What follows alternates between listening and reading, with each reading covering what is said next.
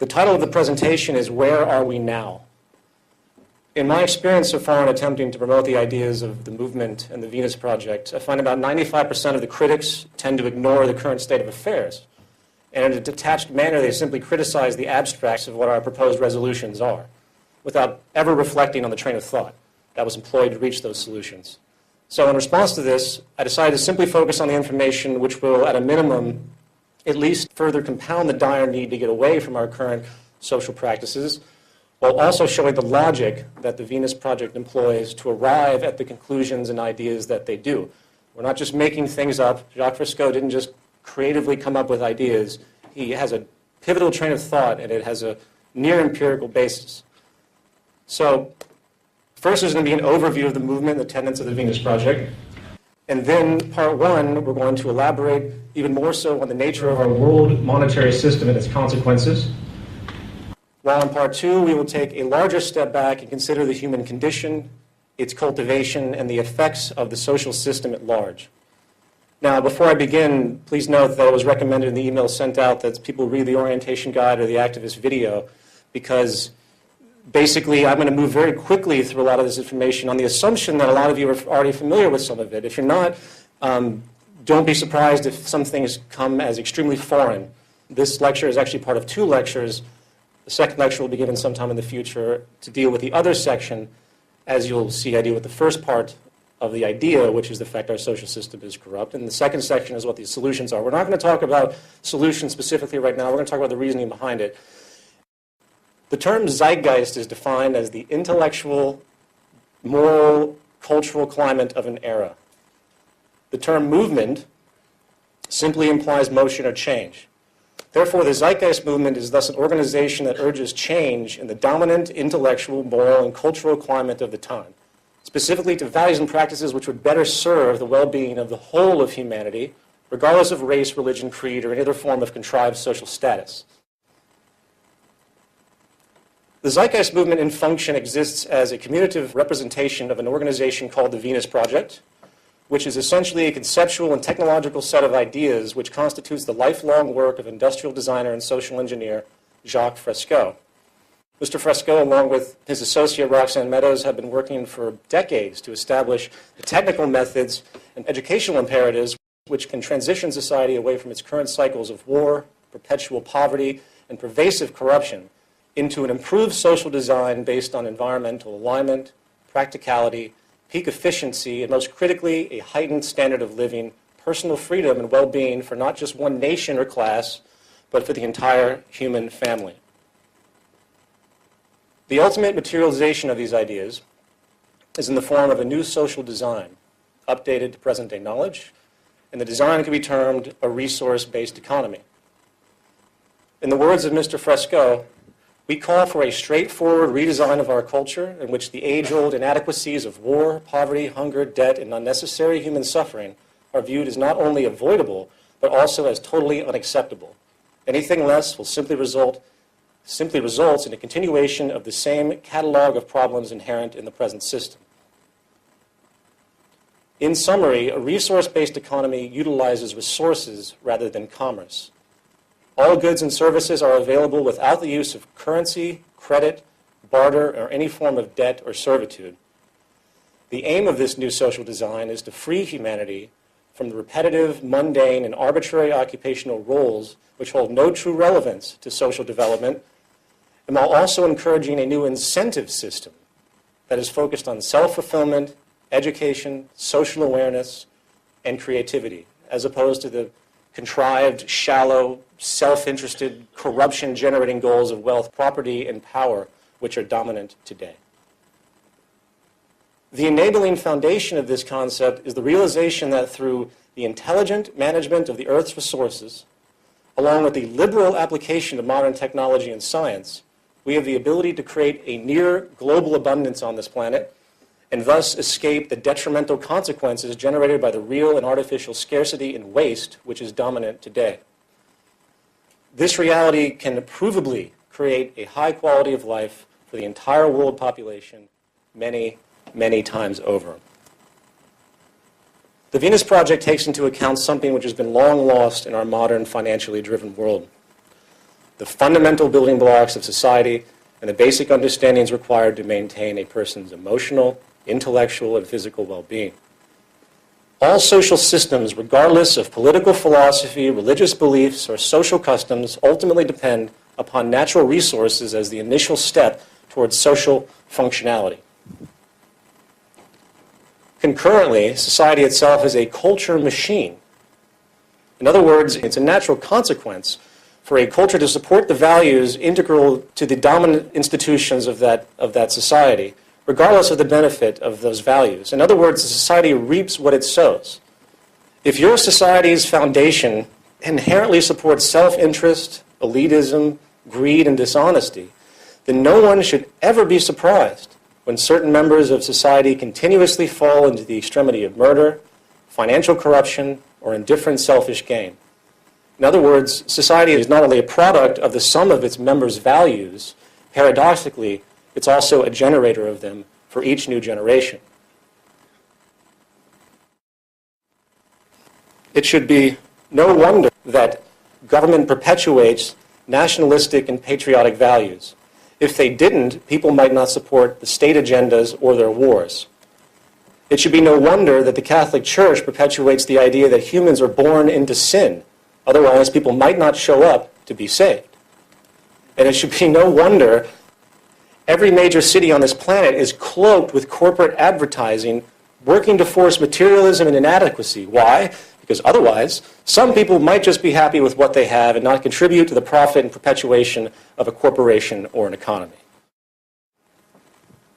Regardless, when it comes to cultural influence, nothing can hold a candle to the vast psychological implications that have developed due to the system of monetary finance. Money, contrary to the attitudes of most of the world's population today, is not a natural resource, nor does it represent resources.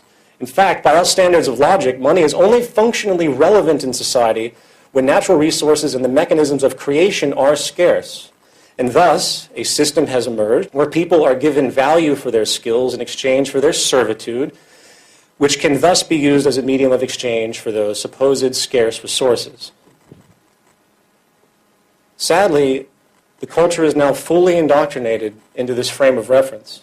And like the rising sun, most cannot even consider any other possibility for social functionality.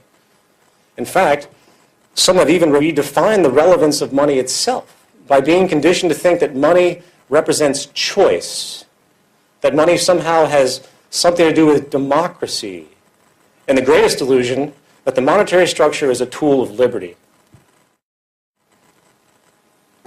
Well, while money has indeed served a positive role overall in the course of our social evolution, adaptation and change and improvement is still unstoppable. The fact is, most of the original problems which require the development of the economic system we see today are no longer pressing due to the dramatic advancement of science and technology. We now have the means to move into a new paradigm, one where the negative byproducts of our current social establishment, such as perpetual war, human exploitation, poverty, and environmental destruction, are no longer tolerable. What is advocated here is merely the next step in our social evolution as dictated not by a person or group's opinion, but by statistics, trends, basic inference and extrapolation, all deduced by the scientific method. Unfortunately, regardless of how logical, clear, and obvious new ideas may seem, the public still remains, on average, a tremendous fear of any form of social change. This is largely due to the propaganda and indoctrination which has been pushed upon them by the established powers, which, of course, prefer to maintain their power. These institutions range from religious organizations to government to business. In fact, it really isn't the technical understandings and implementations of the physical attributes that comprise the resource-based economy which is the problem. We know we can do it technically. We know it can happen. The analysis has been extrapolated. It is the outdated cultural values, and this is such a testy subject. The cultural values and the education barriers of our conditioned culture is the most difficult aspect to consider, and that's one of the reasons I'm approaching this presentation as I have, because I want people to understand that we have to move somewhere. This is where the Zeitgeist movement comes in. We are not here to tell people what to think or believe. We're here to spread statistical information and socially positive value identifications in hope of bringing people into an awareness of the incredibly positive possibilities the future can hold. Once these understandings are fully realized, I think most people will never be able to look at the world in the same way again, and the problems we find as commonplace today will become simply unacceptable, motivating change. Now, there are countless well-intentioned people and activist organizations out there, and they keep popping up like weeds. It's incredible to me how many of these there are, and all admirable and amazing, and they're yelling at the top of their lungs about the rampant problems and injustices in our world. Yet, as you tend to find, very few actually offer any solutions whatsoever. Those that do offer solutions, however, always frame those solutions within the context of the current established system. Very little regard seems to be given to the root structure of our social design. The Venus Project and hence the Zeitgeist movement is different. Our fundamental focus is finding the foundational sources of our social problems and working from that lowest common denominator to create solutions. And when it comes to social corruption, poverty, environmental disregard, human exploitation, and most personal and social turmoil in the world today, an important realization is that most of these problems are not the result of some particular company, some nefarious elite group, or some government legislation. These are symptoms of the foundational problems. And this is the ultimate realization when it comes to how you look at the problems of the world today. There's a massive superstitious basis out there. It's us against them that is extremely poisonous to the development because people are constantly looking for someone else to blame, when it's really themselves, because they continue to perpetuate the system that creates these things. The real issue is human behavior. And human behavior, which will be addressed in this presentation specifically, is largely created and reinforced by the social patterns required for survival, as necessitated by the social system of the period.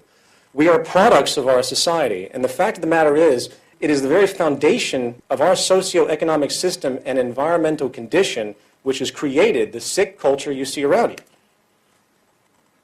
Our current system is based almost exclusively upon human exploitation, resource abuse, and redundant waste. It is simply what our system does. And as far as the infamous they, it is simply another social distortion, culminated and reinforced by our environment. There is no singular they. In Zeitgeist 1, I describe the men behind the curtain to the effect of a specific niche of economics, the ones that control most government policy, and hence those are the banks. The banks have been running things forever. But that is still a product. These are still human beings. We're dealing with negative tendencies. The they syndrome is absolutely obsolete. And next time you hear anybody talk about the they, please try to correct them. It's a religious mentality. Duality is good and evil. The bottom line is that we can spend the rest of our existences stomping on the ants that mysteriously wander out from underneath the refrigerator, setting traps or laws. Or we can get rid of the spoiled food behind it, which is causing the infestation to begin with. And this leads us to part one, monetary dynamics and its consequences. Here's an email I received from a PhD in economics soon after the release of Zeitgeist Addendum. Dear filmmakers, my son presented me the first half of your film last weekend asking me my opinion of the opening section about the fractional reserve lending practices. I am a PhD certified economist of 12 years and teach macroeconomics. While I always was cognizant of the creation of money and the sale of government bonds, I had never stepped back far enough to see the larger issue your film presented. I find it tremendously disturbing that the creation of value through debt is indeed, by all formal logic, an imposed condition of deficiency, an instigator of public servitude. I'm not sure what shocked me more, the fact that this is true, or the fact that after the many years of education I've had on the subject of economics, this reality never even occurred to me. While it seems counterintuitive to think that a person who should, by all social standards, be an expert in a given field due to their awards and credentials, very often, especially in the purely intellectual arena, such exposure to set established curriculum can really hinder someone's openness in a very powerful way. For you become cognitively blocked from new ideas and realizations. which, if they're outside of the existing framework that you understand, then you have no chance of even realizing it. It's restricting your perception. Jacques Fresco, who dropped out of school at the age of 14, has a great example regarding this perceptual point. During the time that the Wright brothers were building a machine that could fly, expert physicists and engineers were busy writing books about how it was impossible for man to ever fly in any meaningful way. Apparently, the Wright brothers, who were bicycle mechanics, didn't read those books. In other words, creativity will always serve you better than just book smarts. So, with that in mind, let's step back and pose a very simple question about the economic structure we all live in. What are the lowest common denominators required to perpetuate a market economy? 1, human labor must be sold as a commodity in the open market. Outside of investment and inheritance, nearly all money is obtained through income, and income is derived from wages or profit in some form of employment. Therefore, there must always exist a demand for jobs where the economy cannot operate. 2, money must be continuously transferred from one party to another in order to sustain so-called economic growth. This is done through constant or cyclical consumption by virtually everyone in society. Jobs are entirely contingent upon demand for production in some form. If there is no demand for goods and services, then there would be no demand for labor, and hence financial circulation would stop. Needless to say, these two aspects of the system, which of course are intimately connected, are absolutely paramount to the functionality of the system, to the financial system.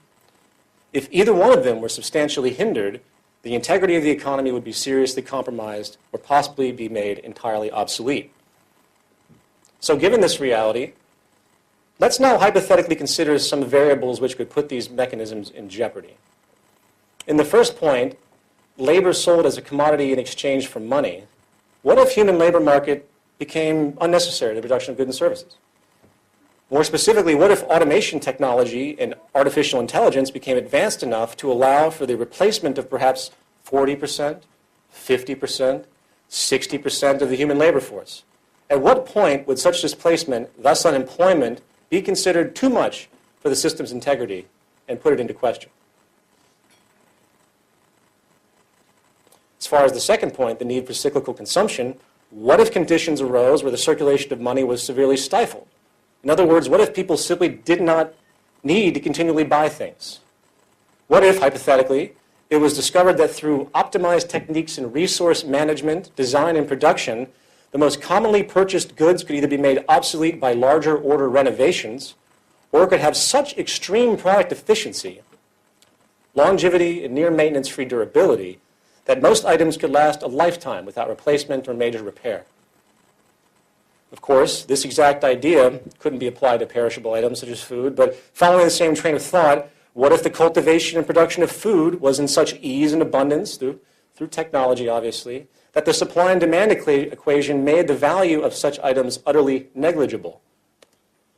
To put these points in a different way, let's consider the classic economic concept of theory of value. Everything in society theoretically is given a value based on two considerations: the scarcity or availability of the materials used, and the amount of human labor required to produce a good or service. So, if material scarcity, both in terms of resource availability and quality, was not the issue, and human labor was not required to create a good or administer a service, then there would technically be no value. Well, as most of you in this room probably already understand, one of the greatest realizations of Jacques Fresco and the Venus Project, which should be one of the greatest realizations for the whole of humanity at this point in time, is that neither of the scenarios presented are hypothetical. Human beings are indeed being replaced, becoming obsolete, in other words, in the labor force due to advancements in production technology. Likewise, powerful new design advancements in production efficiency and resource management reveal profound possibility of relative global abundance and peak product efficiency. This can be proven through statistical analysis and the inferential extrapolation of historical trends. Obviously, the corporations aren't out there telling you this. You have to dig much deeper to find this information. When it comes to production automation capabilities today specifically, the first thing to consider is a statistical evaluation of a phenomenon called technological unemployment. Technological unemployment, which is the unemployment caused by the use of machines as vehicles of labor, has continually and systematically forced relevant numbers of people out of every single new emerging sector for the past 300 years.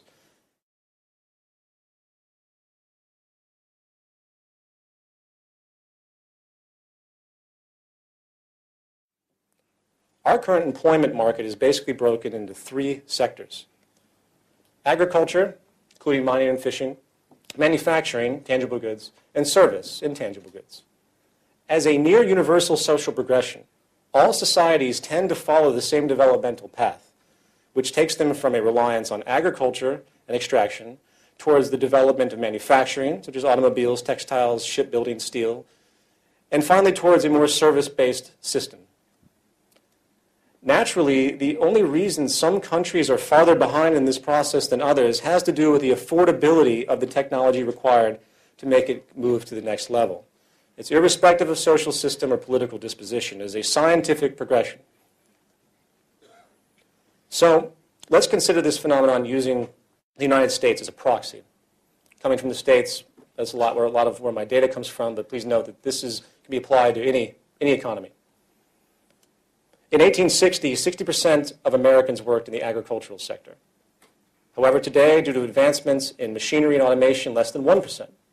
Fortunately, those technological advancements also gave rise to an emerging industrial revolution, and by 1950, 33% were employed in the factory-based manufacturing sector.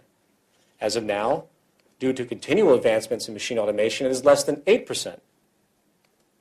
So considering that only roughly 9%, granted, there's probably a few percent leeway on there, depending on which analysts you use. So there's only 9% of Americans working in agriculture and manufacturing now. Where did everybody else go? Service sector. The only thing that has saved the U.S. labor market after the technological renovation of the agricultural and manufacturing sectors is flight to the service industry. From 1950 to 2002, U.S. employment in the service sector went from 59% to 82%. The service sector is the dominant employer of Americans today, along with all other industrialized countries. Of course, this begs the question, is this sector insusceptible to the wrath of technological unemployment? Of course not. With the advent of increasing versatile computer technologies, we are seeing job displacement once again, this time in all service industries. The replacement of tellers and cashiers with kiosks, the use of automated voice systems for phone service, the internet has completely redefined retail, not to mention full kiosk systems in physical marketplaces, advanced food prep machines, and even research done by automation these days. As economist Stephen Roach has warned, the service sector has lost its role as America's unbridled engine of job creation. As a unique example, in Germany, the first completely automated restaurant is in operation. It uses kiosks for ordering and payment. The food is served by a fully mechanized system. There is zero waitstaff. There is no reason that this idea could not be done with every single eating establishment in the world. In fact, if one was to think creatively about the application of technology in general, in isolation you see pockets of things where you see a news report about a certain technology that can do certain things. If you were to apply those creatively, I don't see how 90% of the entire service industry couldn't be wiped out tomorrow. The only reason it hasn't been done is because the focus of society is backwards when it comes to social progress. To illustrate this point more so, let's stop thinking about technology in terms of unemployment for a moment and consider it from the angle of productivity. The most incredible relationship of all of this is that the more technological employment increases, the more productive things become. In the G7 advanced industrialized countries, employment in manufacturing has been dropping, but manufacturing output has been rising. Here's the chart. I think it's quite profound. I love this. The truth is that the U.S. manufacturing is doing quite well, in every way except the number of people it employs. Furthermore, few economists would judge the health or sickness of any industry based solely on employment. By that standard, agriculture has been the sickest industry of all for decades because employment has declined, although farm productivity rose dramatically in the past century. Industrial health is better measured by output, productivity, profitability, and wages. The person is completely forgetting one universal thing. If human laborers are displaced, they cannot obtain purchasing power. If they cannot obtain purchasing power, they cannot fuel the economy by consumption. So on that level, it doesn't matter how productive we are. No one can buy anything. The phenomenon has been termed by some theorists as the contradiction of capitalism. For not only is the obsolescence of the human labor force the obsolescence of the consumer, the high level of output generated by technological efficiency makes the corporate motivation to pursue such advanced means very strong, even though it is economically self-defeating over time. In other words, regardless of the level of productivity, if people don't have jobs, they can't buy anything. This very fact alone, that productivity is inverse to employment in all sectors, should be enough to warrant a deliberate shift from the focus of human labor to a system where technology is given the highest priority. The system is literally denying peak production, and in a world where 1 billion are starving, I think that's extremely despotic. And this brings us to one of the most profound points of this talk, the social intent. Should the focus of society be to create and preserve jobs? Or should the focus of society be to maximize production and create abundance? It is either one direction or the other. You can't have both. Sadly, what you are seeing in the world today is, quote, the deliberate withholding of social efficiency for the sake of preserving the status quo. I say that again because I want you guys to use that. The deliberate withholding of social efficiency is what our system does. The main reason outside of employment pressure is that you do not see technology being liberally used for all purposes imaginable, including the generation of food, energy, and material abundance, is because our financial system is based entirely on the perpetuation of scarcity and inefficiency. Why? Because it is the most self-preserving and profitable. If a company makes a car that can last 60 years without service and also runs without the need for perpetual refueling through battery power, the aftermarket value of that car is virtually zero, and billions of dollars would be lost over time due to the now obsolete consumer oil and auto service market industries. This could happen right now, again. Why doesn't it? Because the economic system literally couldn't work if it shifted its focus towards optimum efficiency. Our entire system, in an economic sense, is based on constriction. Scarcity and inefficiencies are the movers of money. The more there is of any resource, the less you can charge for it. The more problems there are, the more opportunities there are to make money.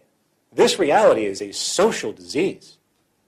For people can actually gain off of the misery of others and the destruction of the environment. It's called moral hazard in the insurance industry. The whole system is moral hazard.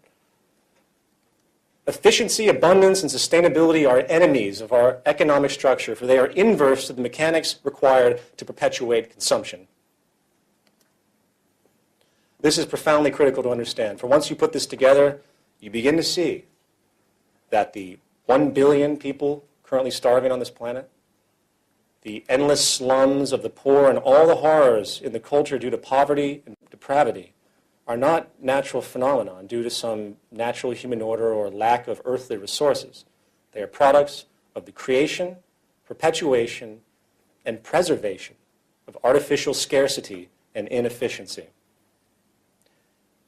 To add insult to injury, this scarcity is not only perpetuated in the markets of consumer goods and services, but also manifests in a way which influences the behavior of the whole of society, through making sure that even money itself is perpetually limited in supply.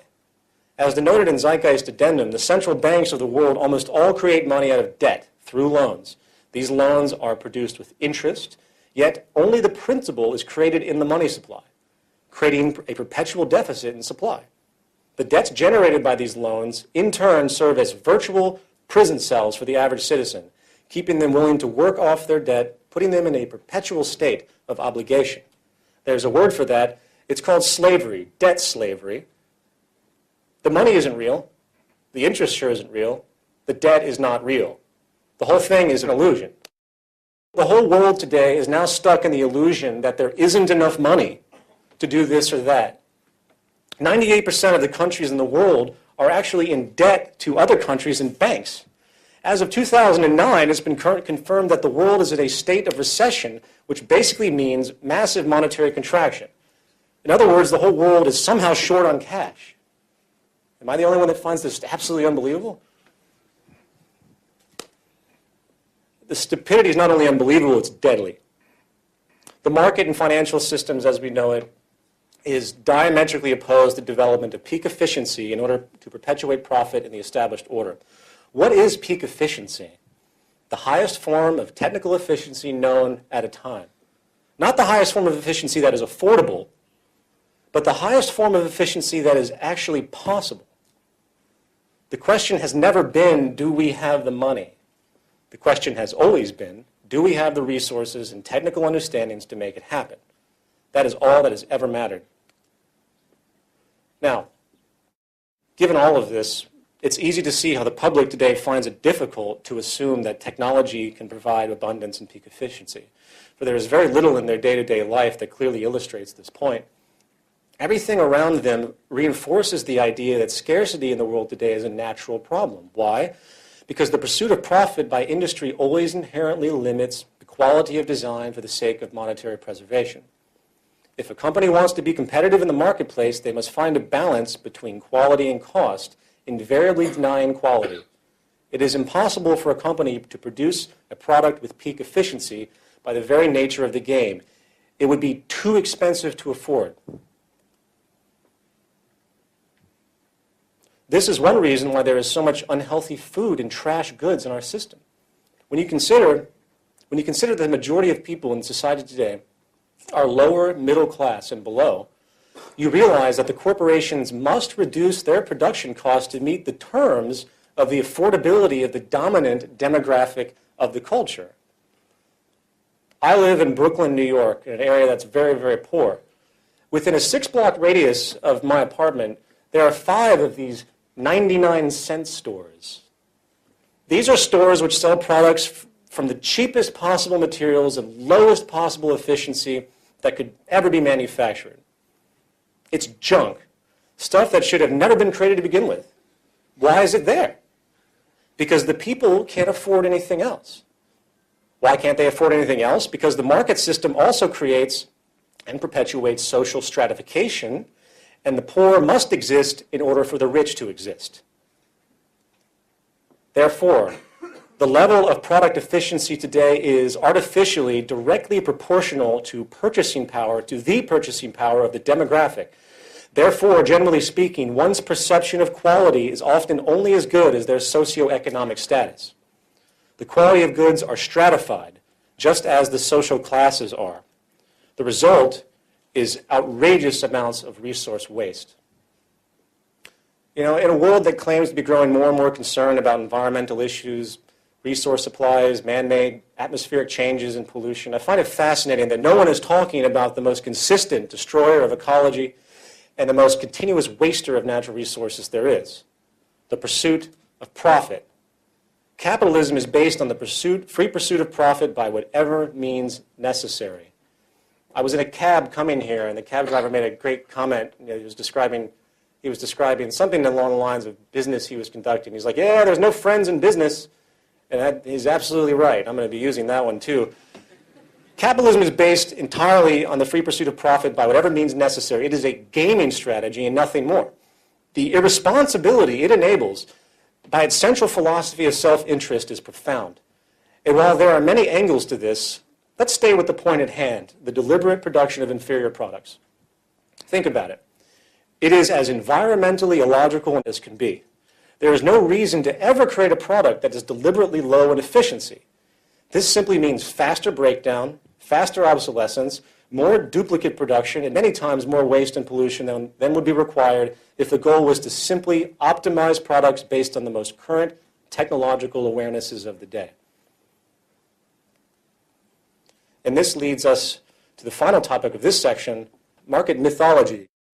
So far we've talked about the structural mechanics of the system a little bit, pointing out the inherent contradictions and problems. As of now, through the overpowering growth in science and technology, the monetary system can be considered structurally obsolete, serving only as a paralyzing hindrance of social progress. Not to mention a destroyer of trust, human trust in the environment. That's a whole different topic in and of itself. Unfortunately, the social indoctrination within the market system has created a mentality which blindly supports the social dogma regardless of what we have touched upon. The identity relationships are simply too strong. In many ways, it's like a religion. Taking away the belief in the market system is like taking away someone's belief in God, for it challenges who they are. When you're a little kid, you pull on your mother's pants and you want candy, and she might say, no, we can't afford that. So you have this instant indoctrination to the monetary system from the earliest form of life, because obviously your parents are always struggling to a certain degree, so it becomes absolutely built into your psychology. Not to mention that those that have successfully acquired a great deal of wealth, you'll find that those that are in fact very wealthy, they will almost always be inclined to tell you that the system's great. That's just the nature of behavioral reinforcement. Now, the three most dominant of these psychological indoctrinations that I want to talk about are the notions of property, incentive, and associations with freedom of choice.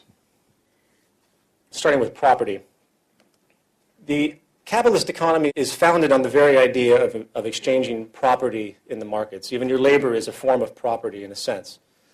The world that we know is so bound up in the process of buying and selling that most just can't imagine any other way of functioning human affairs.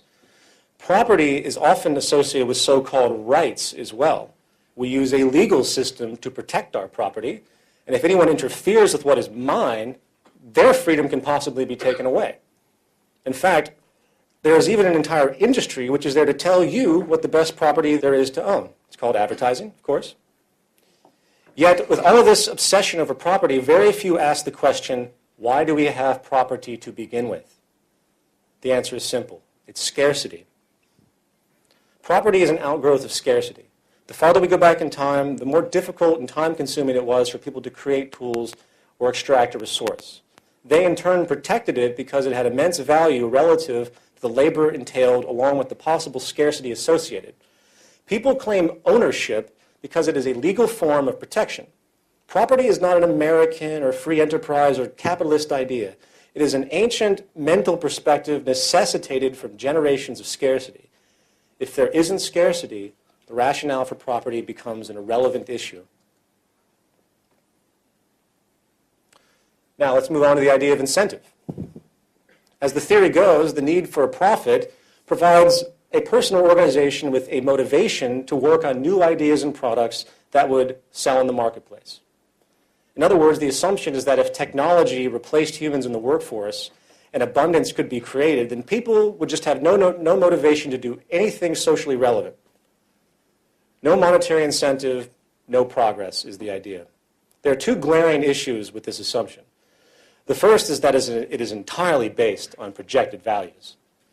And values are almost entirely based on culture. Nikola Tesla, Louis Pasteur, Charles Darwin, and the Wright brothers, Albert Einstein, and Isaac Newton did not make their massive contributions to society because of material self-interest. Did Martin Luther King walk down the street in Birmingham, Alabama, while a bunch of racists threw rocks at his head because he was on his way to cash a check?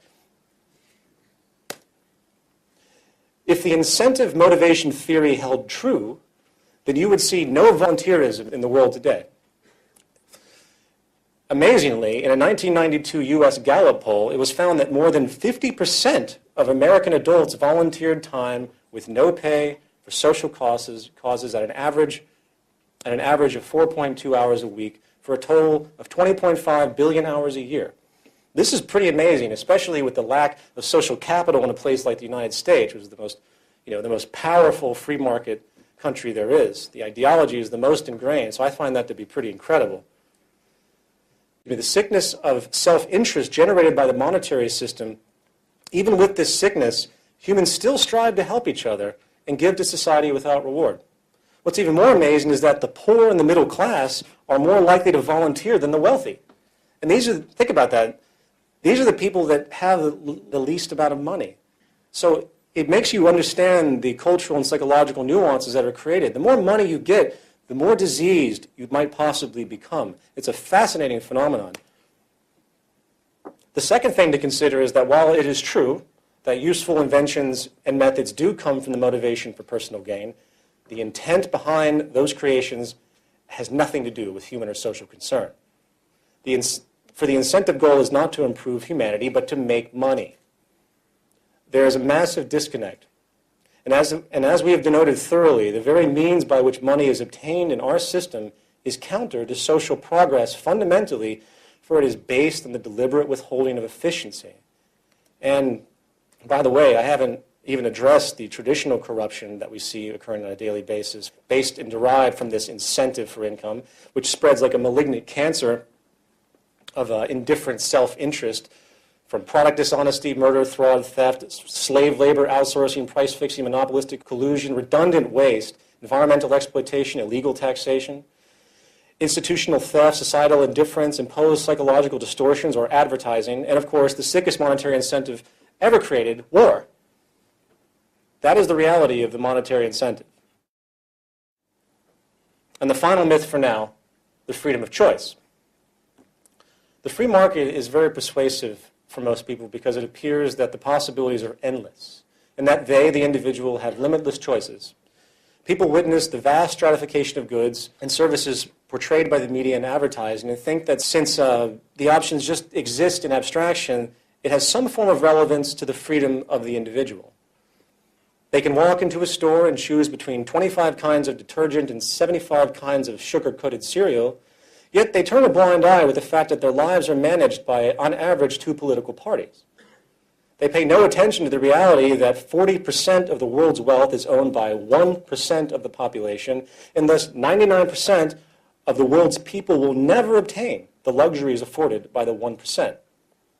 More specifically, everyone seems oblivious to the reality that nearly every day of your life you are forced by the obligation of mere survival and, of course, debt which is imposed into a private dictatorship where most of your decisions are controlled by those in the next artificially created hierarchical degree, the next larger hierarchical degree. It's amazing to me when you talk to economists and they say, well, people have a choice of where they work. They only have a choice of where they work within a specific frame that is allowable based on their demographic of education, if you will. And of course, there's so many friend orientations in business. The ultimate fantasy is that anyone can be president in the United States. This is something that's been perpetuated. Like these are groups that perpetuate themselves elitism. And elitism works in the same way in the corporate world. You are absolutely restricted. You have no freedom because you're forced to do the work as it is. And it's amazing to me, and I get this argument a lot from high-end economists. They say that you have freedom of choice. You can choose where you work. No, you really can't. When you get out of college, there's this wall of jobs, and you can find your slot, and that's about it. That's your choice. It's a preset choice. So I ask you, what freedoms are we talking about? You're only as free as your purchasing power will allow you to be. And the statistics have proven that the socioeconomic rank you are born into tends to persist for the rest of your life. If you are born poor, you will likely remain poor. Why? Because all the odds are against you. If you are rich, you will likely remain rich. Why? Because all the odds are in favor. It is the nature of the system. For example, if you have $1 million and put it into a CD at 5% interest, you're going to generate $50,000 a year simply for that deposit. You are making money off money itself. Paper being made on top of paper, nothing more. No invention, no contribution to society, no nothing. That being denoted, if you are lower to middle class, who is limited in funds, and must get interest-based loans to buy your home or use credit cards, then you are paying interest into the bank, which the bank is then using, in theory, to pay the person's return with the 5% CD. Not only is this equation outrageously offensive due to the use of usury or interest to steal from the poor and give to the rich, but it also perpetuates class stratification by its very design, keeping the lower classes poor under the constant burden of debt and servitude, while keeping the upper classes rich with no means to, with the means to simply turn excess money into more money. The very idea that you can take money and turn it into more money is absolutely hilarious and corrupt. Likewise, it should be no surprise that the world is run by cartels and government collusion. For competition is based on nothing more than a gaming strategy, as we have said. In other words, competition breeds corruption. This is another one of those economist things where they say, oh, the free market used to be great, but something happened and now we have all these cartels. Now, monopoly is the final stage of success in a competitive environment. It is incredible to me how people don't realize this. It doesn't matter how much legislation that you have to combat sector or industry dominance, it will keep occurring. Even more powerfully, government coercion by big business is also unstoppable. It is a natural progression of market strategy to get government on your side. In fact, the true propensity of our world economic system continually, year by year, approaches one thing: fascism. Or more specifically, inverted fascism. This is the condition where corporations covertly control government policy. This is the natural gravitation. So as time continues to move forward and you keep looking back, it seems like things always get worse, and they do. And this leads me to part 2, culture and the biosocial imperative. So this is a detour now. I hope that first section, if you have any questions, keep them in mind when we go to the Q&A. In this section, we are going to address some issues regarding our physical and social selves.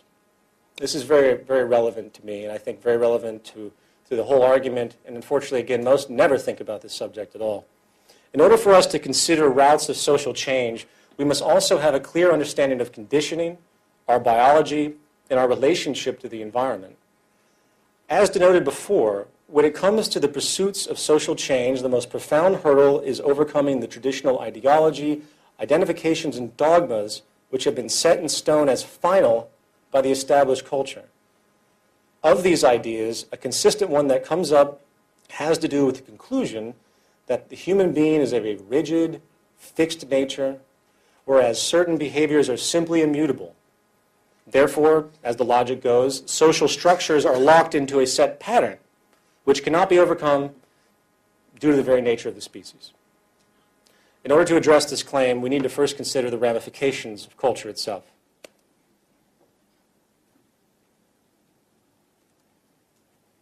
The word culture in a social sense is defined as a set of shared attributes, values, goals, and practices that characterizes an institution, organization, or group.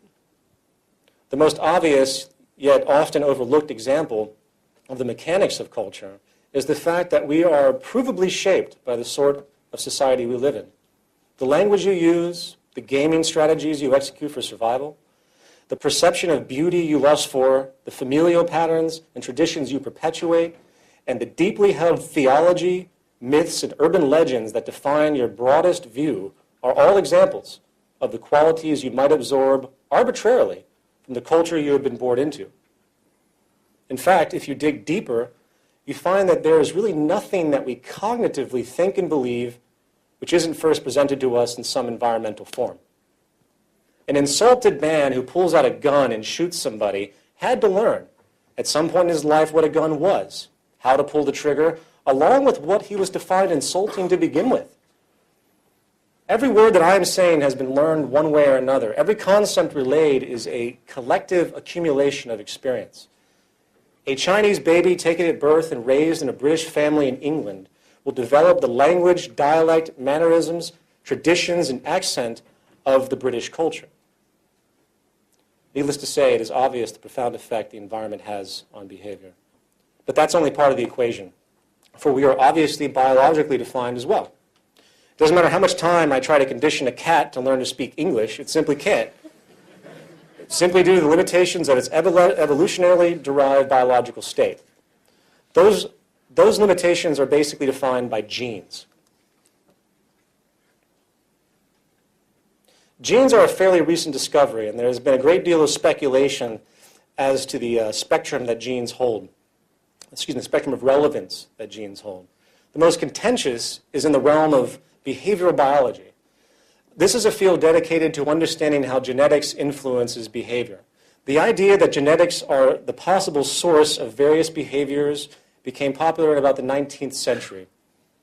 One of the first pursuits that emerged was the idea that the aberrancies of human behavior, such as criminality, could be explained by a person's genes. You know, the old criminal gene idea. Sickly enough, even eugenics operations in the form of sterilization took place many years ago in an attempt to rid society of, quote, criminals, idiots, imbeciles, and rapists. The implication is that certain people are naturally, quote, bad people due to their genetics.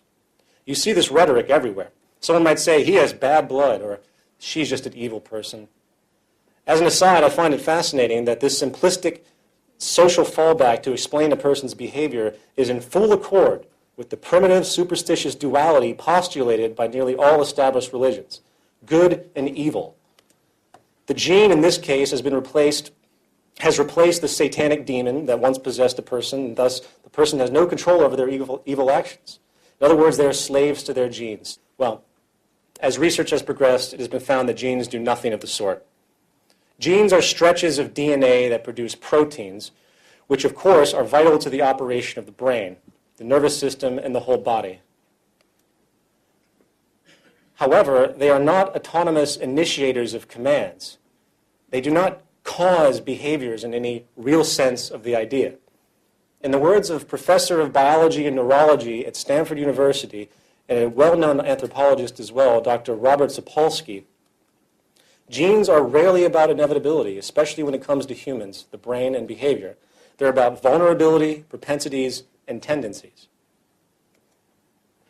As it turns out, the determining factor of genetic propensities, particularly in the realm of behavior, is the environment that the organism resides in. For example, recent research has shown that a gene could exist for depression. However, just because you have that gene does not mean you're going to get depressed. It takes some form of dramatic environmental stressor to trigger the genetic response, such as a sudden death of a loved one or something very severe. In other words, the environment triggers the existing genetic propensity. Even with a genetic predisposition to a particular illness, there is no guarantee you're going to get it. A chair with a broken leg is not dangerous if you never sit on it.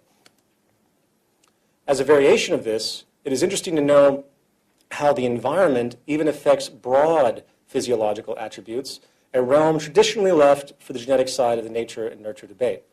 A study was done a few years ago at the Miami School of Medicine with premature infants in neonatology wards, where they decided to simply touch a section of the infants in the wards a few times a day, while the other section was not touched. All feeding patterns remained alike, everything else equal. As it turned out, the infants that were touched grew 50% faster and were noticeably more healthy. They were released from the hospital a week early. When compared months later, these same kids showed better health and agility than those that were not touched. It's incredible. This is a dramatic finding on many levels, for it shows that the genetically prescribed growth hormone release can be profoundly influenced by a simple and subtle environmental experience.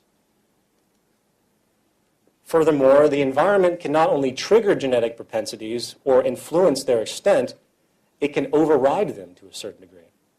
A couple of years ago, another study was done at Princeton University where scientists were able to genetically engineer mice, removing a key gene relevant to their neurotransmitter system, selectively targeting learning and memory. As a result, the cultivated mice were poor at various memory and learning exercises. They had trouble recognizing simple objects, their accuracy of smell was poor, and they were unable to learn well in many ways, which otherwise would be normal to an average mouse. Once their disability was confirmed and established, the scientists then put the cognitively dim mice as adults in an enriched, stimulating environment. And over time, it was found that many of the genetically engineered learning disabilities were actually overcome by the simple exposure to an intellectually nurturing environment. In other words, the environment is actually able to reestablish neurological pathways that seemed not to exist. Again, this is a powerful testament of the power of the environment when it comes to brain and hence behavior. We're perpetually molded and shaped by what's around us, and it has an extremely direct effect on our genes and what might be inherent to us. It's very important. The reason this is being brought up is to illustrate the fact that our environment is provably the most important determinant in our functionality. Nurture, in many ways, dictates nature on many levels, ranging from behavior to psychology, to physiology. Psychology would have relevance, but to physiology. and health. Consequently, it is incorrect to think that the human being is a slave to his biology, especially when it comes to his or her actions. This is a powerful myth which needs to be dispelled and debunked. For when we realize the importance of our environment, we'll be much more prone to changing it, and that's why I'm talking about this. In isolation, it might seem like these are abstractions, but we have to learn that biologically we are only as relevant, so to speak, as the environment which interacts with our biology. However, as one final example worth considering, which from my perspective summarizes the overwhelming power and relevance of our environmental culture we are exposed to, let's consider the implications of feral children. A feral child is a human child which has lived isolated from human contact from a very young age, isolated from society or human society. Historical examples of this range from children that have been locked in rooms by their parents for years to children who have been abandoned in the wild and raised, so to speak, by animals. This is Jeannie. She was discovered in 1970, having been locked in a single room, virtually alone, for 10 years. When they found her at 13 years old, she could barely understand language, and she knew only a few words. She was 54 inches tall. Her eyes could not focus beyond 12 feet, and she walked in an awkward, hunched manner, and she could not chew solid food. Once rescued, psychologists and scientists immediately began working to rehabilitate Jeannie, creating a nurturing environment, and she quickly began to overcome a great amount of the problems that she had had, but due to the severe emotional scars that she went through, something very specific stuck out, which has a specific relevance to the point I'm trying to make, and that was her inability to learn language. While humans obviously have a genetic predisposition for language, it is cases like this that show how the environment does not, if the environment does not engage those propensities at a certain point in time, then those language capabilities will not form. It requires the environment to stimulate the effect. And that's a very important thing, and I'm going to keep reiterating that. This young girl was rescued in May of this year in Russia. She was locked in a room with dogs and cats for several years, causing her to behave like an animal. She could not speak. She lapped up her food and drink with her tongue, and she walked on all fours. She was 5 years old when they found her, but her physical size was only of a 2-year-old. This is fascinating, apart from being horrific. It's the fact that feral children, they can pick up and imitate things in their environment that to us would seem absolutely unhuman. This is a girl named Oksana Malaya. She was also extremely neglected and ended up spending the majority of her childhood between the ages of 3 and 8, 5 years, living with dogs in the back of the family home. She actually slept in the kennel with the dogs for 5 years, and when rescued, she had adopted incredible canine mannerisms, including barking, a higher than average sense of smell and hearing. She ate raw meat. She walked on all fours and knew virtually no language. It is sociological examples like this that should really make one step back and question the lowest common denominator of what is supposed to be human nature. Please understand that there's no denial that we human beings are wired in a particular way. However, the fact is we obviously, especially at a young age, have an incredible ability to adapt to our environment. We are exceptionally malleable, and as studies have shown, will adapt based on what is supported and reinforced by the social condition we inhabit. If the known propensities of human beings, such as walking upright, learning language, and the like, are not triggered and supported by the environment, then they might not manifest. Therefore, again, the human being is very much a cultivated organism. The quality of a person's health and behaviors really comes down to the quality of the environment, culture, and hence social influences they are exposed to. This is critical that society fully understand this and adjust accordingly. It should be no wonder the world we live in when we examine the system, the environment that creates us. And this is the point. We, as so-called individuals, are running composites of our life experiences. We are walking expressions and cultivations of the environments we have passed through up until this very moment. And when it comes to survival, only those behavioral attributes that have served a function in your environment are reinforced and made dominant. Once you understand this, the corrupt world around you suddenly makes perfect sense. Human beings are not inherently greedy or inherently competitive or inherently corrupt. It is the social system, it's the environment that creates us. Just as a young girl would choose to walk on all fours and bark because that's what the environment makes similar to her, we become corrupt and we become self-interested because that's what our culture has created and put upon us. So the social imperative that emerges out of all of this in the long run is that there is a great deal of care which needs to be taken in regard to our social environment. We must alter the system in such a way so it does not create, support, or reinforce those behaviors which are socially harmful. And that's what social design is about. It's interesting to point out, and this takes me to a subsection of this, it's interesting to point out that competition and hierarchy, which seem dominant today, have not been the dominant ethos of human society for the majority of our time on this planet. Before the agricultural or Neolithic revolution, which occurred about 10,000 years ago, hunter-gatherer societies actually had a non-hierarchical, egalitarian social structure. The social values were based essentially on equality, altruism, sharing, and literally forbid upstartism, dominance, aggression, and egoism. We know this because of the anthropological research that has been done on remaining hunter-gatherer societies over the course of the past century.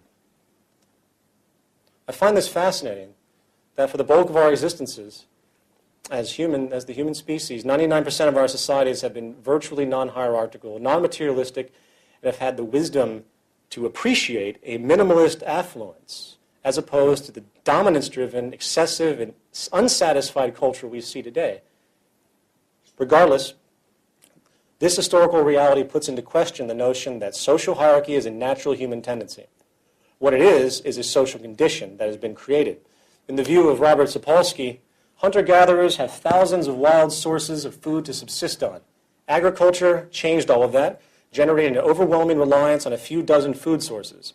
Agriculture allowed for the stockpiling of surplus resources and thus, inevitably, the unequal stockpiling of them.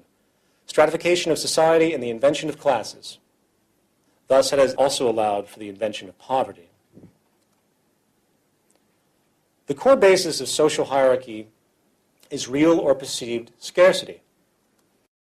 Social hierarchy is a formalized system of inequality which serves as a substitute for perpetual conflict over scarce resources. In view of our Western society, which, as we have denoted, works to literally preserve scarcity, it's easy to see how our social classes are perpetuated unnecessarily. But the problem doesn't stop there. Another consequence, which is very new, has to do with the chain of causality, one that affects every one of us in a way which is almost hidden. And that has to do with the effect it has on our health. Studies have shown that people of higher socioeconomic status live longer, enjoy better health, and suffer less from disability, while those of lower socioeconomic classes die younger, suffer the largest burden of disease and disability. Now, this most often comes in the form of a gradient, meaning that from the highest upper classes straight down the lowest bottom classes, each successive step, up or down, the socioeconomic ladder constitutes a respective quality change in a person's health on average. On the surface, this would seem absolutely logical, right? Just makes sense. In the sense, lower classes often have poor diets due to a lack of purchasing power. They are more prone to live in polluted areas. They are more likely to get subpar health care. And due to lack of education, they might not take care of themselves in the best way. Now, while these attributes are obviously relevant to health, new studies have shown that there is something else going on that is contributing to the increasingly poor health and disease propensities of people, the lower they go in the social hierarchy. One of the most documented studies that has been done on this issue has been called the Whitehall Study. It's done here in London, at the University College of London, using the British civil service system as a subject group. They found that the gradient of health quality in industrialized societies is not simply a matter of poor health for the disadvantaged and good health for everyone else.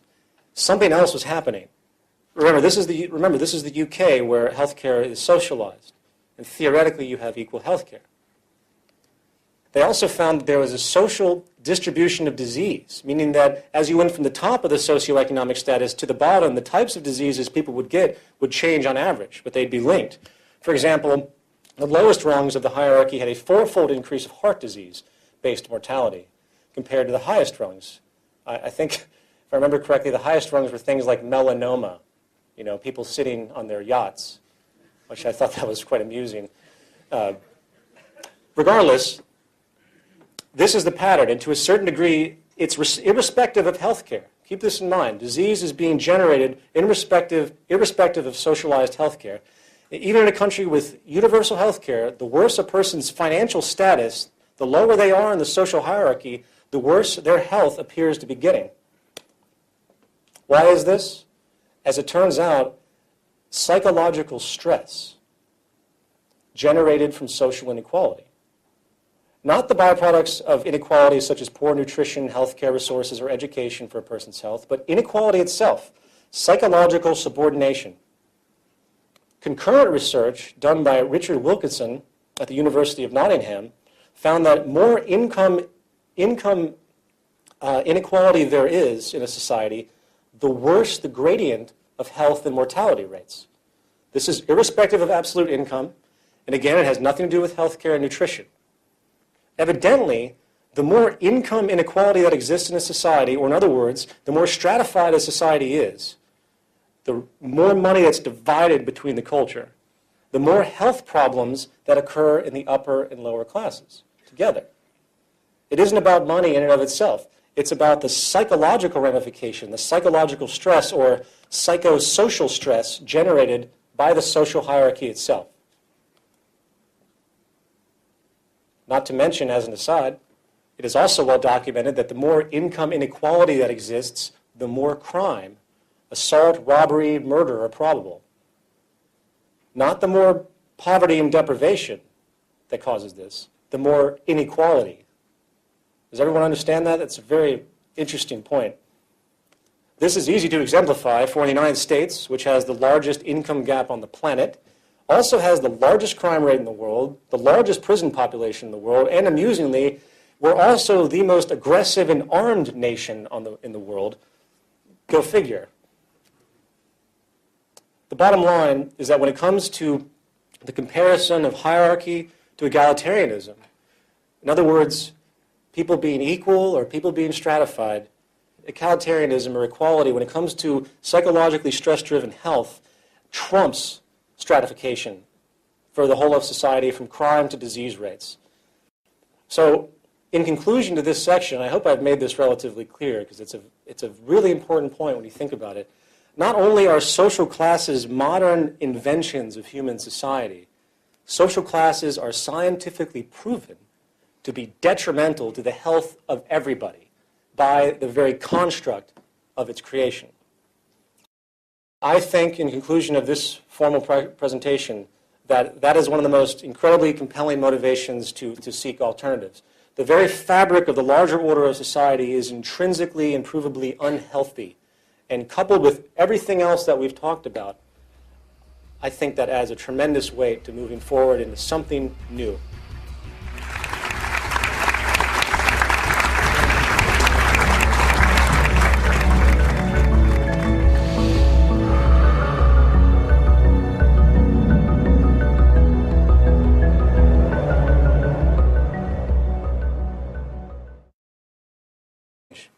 Therefore, the Zeitgeist movement is thus an organization that urges change in the dominant intellectual, moral, and cultural climate of the time, specifically to values and practices which would better serve the well-being of the whole of humanity, regardless of race, religion, creed, or any other form of contrived social status. The Zeitgeist movement in function exists as a commutative representation of an organization called the Venus Project, which is essentially a conceptual and technological set of ideas which constitutes the lifelong work of industrial designer and social engineer Jacques Fresco. Mr. Fresco, along with his associate Roxanne Meadows, have been working for decades to establish the technical methods and educational imperatives which can transition society away from its current cycles of war, perpetual poverty, and pervasive corruption into an improved social design based on environmental alignment, practicality, peak efficiency, and most critically, a heightened standard of living, personal freedom, and well-being for not just one nation or class, but for the entire human family. The ultimate materialization of these ideas is in the form of a new social design, updated to present-day knowledge, and the design can be termed a resource-based economy. In the words of Mr. Fresco, we call for a straightforward redesign of our culture in which the age-old inadequacies of war, poverty, hunger, debt, and unnecessary human suffering are viewed as not only avoidable, but also as totally unacceptable. Anything less will simply results in a continuation of the same catalog of problems inherent in the present system.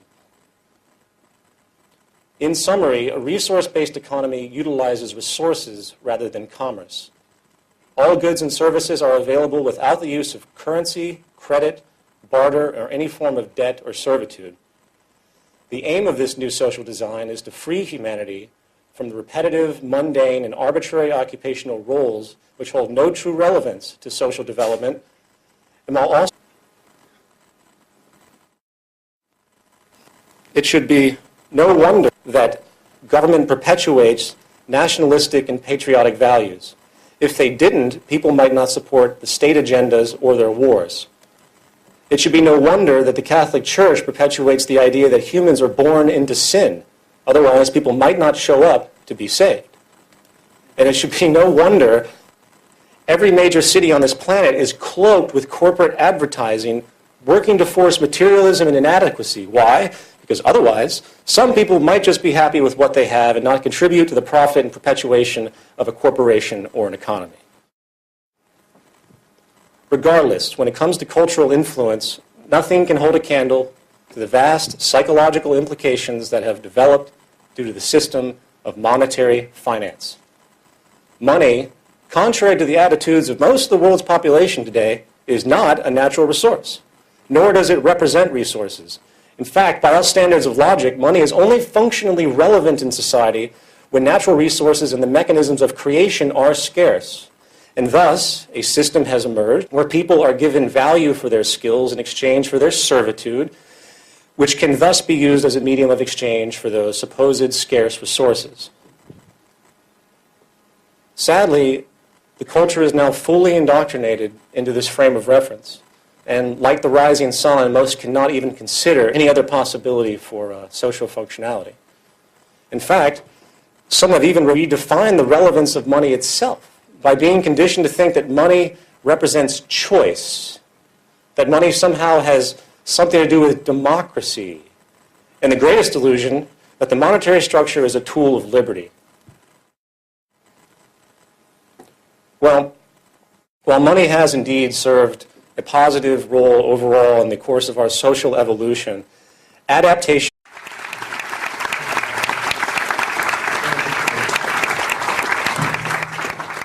The title of the presentation is Where Are We Now? In my experience so far in attempting to promote the ideas of the movement and the Venus Project, I find about 95% of the critics tend to ignore the current state of affairs. And in a detached manner, they simply criticize the abstracts of what our proposed resolutions are, without ever reflecting on the train of thought that was employed to reach those solutions. So in response to this, I decided to simply focus on the information which will, at a minimum, at least further compound the dire need to get away from our current social practices, while also showing the logic that the Venus Project employs to arrive at the conclusions and ideas that they do. We're not just making things up. Jacques Fresco didn't just creatively come up with ideas. He has a pivotal train of thought, and it has a near empirical basis. So first there's going to be an overview of the movement and the tenets of the Venus Project. And then part one, we're going to elaborate even more so on the nature of our world monetary system and its consequences. While in part two, we will take a larger step back and consider the human condition, its cultivation, and the effects of the social system at large. Now, before I begin, please note that it was recommended in the email sent out that people read the orientation guide or the activist video, because basically I'm going to move very quickly through a lot of this information on the assumption that a lot of you are already familiar with some of it. If you're not, Don't be surprised if some things come as extremely foreign. This lecture is actually part of 2 lectures. The second lecture will be given sometime in the future to deal with the other section. As you'll see, I deal with the first part of the idea, which is the fact our social system is corrupt. And the second section is what the solutions are. We're not going to talk about solutions specifically right now. We're going to talk about the reasoning behind it. The term zeitgeist is defined as the intellectual, moral, cultural climate of an era. The term movement simply implies motion or change, and change and improvement is still unstoppable. The fact is, most of the original problems which require the development of the economic system we see today are no longer pressing due to the dramatic advancement of science and technology. We now have the means to move into a new paradigm, one where the negative byproducts of our current social establishment, such as perpetual war, human exploitation, poverty, and environmental destruction, are no longer tolerable. What is advocated here is merely the next step in our social evolution as dictated not by a person or group's opinion, but by statistics, trends, basic inference and extrapolation, all deduced by the scientific method. Unfortunately, regardless of how logical, clear, and obvious new ideas may seem, the public still remains, on average, a tremendous fear of any form of social change. This is largely due to the propaganda and indoctrination which has been pushed upon them by the established powers, which, of course, prefer to maintain their power. These institutions range from religious organizations to government to business. In fact, it really isn't the technical understandings and implementations of the physical attributes that comprise the resource-based economy which is the problem. We know we can do it technically. We know it can happen. The analysis has been extrapolated. It is the outdated cultural values, and this is such a testy subject. The cultural values and the education barriers of our conditioned culture is the most difficult aspect to consider, and that's one of the reasons I'm approaching this presentation as I have, because I want people to understand that we have to move somewhere. This is where the Zeitgeist movement comes in. We are not here to tell people what to think or believe. We're here to spread statistical information and socially positive value identifications in hope of bringing people into an awareness of the incredibly positive possibilities the future can hold. Once these understandings are fully realized, I think most people will never. So encouraging a new incentive system that is focused on self-fulfillment, education, social awareness, and creativity, as opposed to the contrived, shallow, self-interested, corruption-generating goals of wealth, property, and power, which are dominant today. The enabling foundation of this concept is the realization that through the intelligent management of the Earth's resources, along with the liberal application of modern technology and science, we have the ability to create a near global abundance on this planet and thus escape the detrimental consequences generated by the real and artificial scarcity and waste which is dominant today. This reality can provably create a high quality of life for the entire world population many, many times over. The Venus Project takes into account something which has been long lost in our modern financially driven world: the fundamental building blocks of society and the basic understandings required to maintain a person's emotional, intellectual, and physical well-being. All social systems, regardless of political philosophy, religious beliefs, or social customs, ultimately depend upon natural resources as the initial step towards social functionality. Concurrently, society itself is a culture machine. In other words, it's a natural consequence for a culture to support the values integral to the dominant institutions of that society, regardless of the benefit of those values. In other words, the society reaps what it sows. If your society's foundation inherently supports self-interest, elitism, greed, and dishonesty, then no one should ever be surprised when certain members of society continuously fall into the extremity of murder, financial corruption, or indifferent selfish gain.